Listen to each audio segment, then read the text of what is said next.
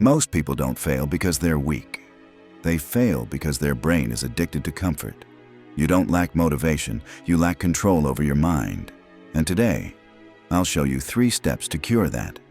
Your brain is designed to keep you safe, not successful. It avoids pain. It craves easy dopamine, scrolling, sleeping, comfort. That's why doing hard things feels impossible, and quitting feels normal. But here's the truth. If you train your brain differently, discipline becomes automatic. Step 1. Reprogram pain. Stop seeing pain as punishment. Pain is not your enemy. Pain is the signal that growth is happening. Every time something feels hard, studying, working, waking up early, say this in your head. This is working. Your brain learns by association. If pain means progress, you stop running from it.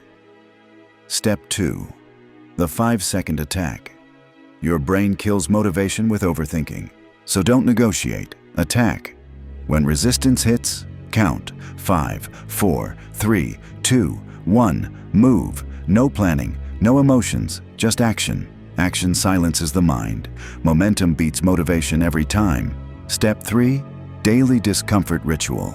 Do one uncomfortable thing every single day on purpose.